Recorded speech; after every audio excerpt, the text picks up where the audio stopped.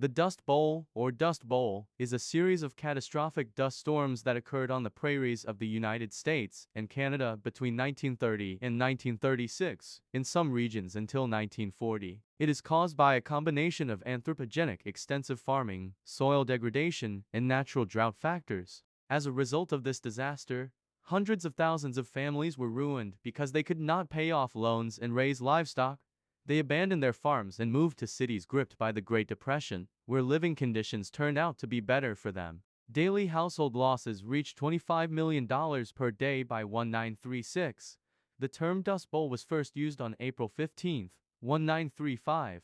Please like this video and subscribe to this new channel, and you will see many more interesting and useful things. It is assumed that it comes from the image of the Great Plains created by William Gilpin, fertile bowl, rimmed by mountains, a fertile bowl cauldron surrounded by mountains. The term is used to refer not only to the time of the dust storms of the 1930s, but also to the region that became their center, the western third of Kansas, southern Colorado, adjacent parts of Texas and Oklahoma, as well as the northern part of New Mexico. In 1932, 14 dust storms were recorded. In 1933-38, the most severe storms occurred in May 1934 and April 1935. Huge masses of soil were blown away by winds that encountered no obstacles in the prairies devoid of natural vegetation and plowed, and were transported as black clouds over long distances all the way to the Atlantic Ocean. April 14, 1935, was called Black Sunday due to the fact that clouds of dust obscured the sunlight. In the winter of 1934 to 1935,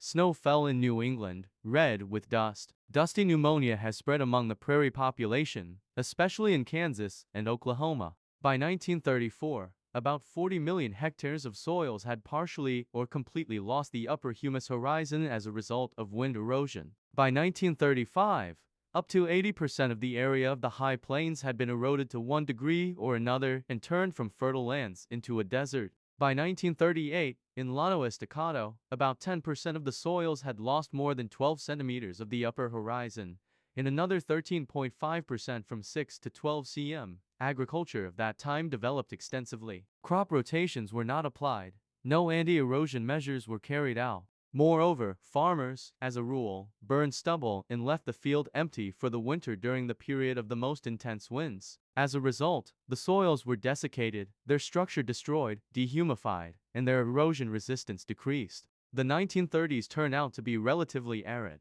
which played a significant role in the development of dust storms. The Dust Bowl coincided with the Great Depression and became one of the main reasons for its greatness and caused an outflow of population from the prairie states up to 2.5 million people by 1940. By 1935, many families were forced to leave their farms and move to other territories in search of work due to the drought, which had already lasted for years at that time. The conditions of the Dusty Cauldron contributed to the flight of people from Texas, Oklahoma, and the surrounding Great Plains to neighboring regions. Over 500,000 Americans were left homeless. More than 350 houses could have been demolished after just one storm. Severe drought and dust storms have left thousands homeless, and the mortgages of others have been closed by banks. Many had no choice but to leave their farms in search of work. Parents packed their children and few personal belongings into old wagons, heading west. Among the Plains residents, especially in Kansas and Oklahoma, many fell ill and died from pneumonia or malnutrition, the mass flight from the effects of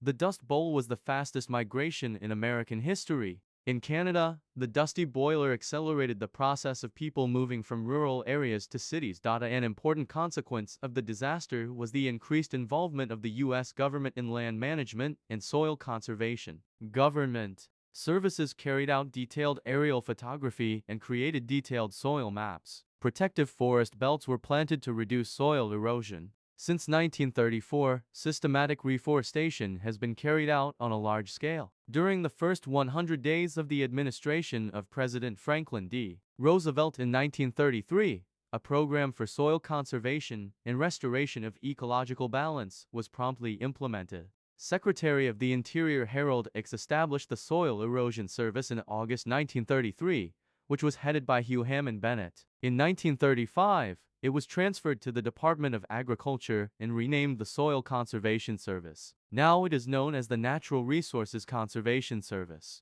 As part of the New Deal program, Congress passed the Soil Conservation Act of 1936, which redistributed government subsidies from landowners to agricultural workers who worked on their farms.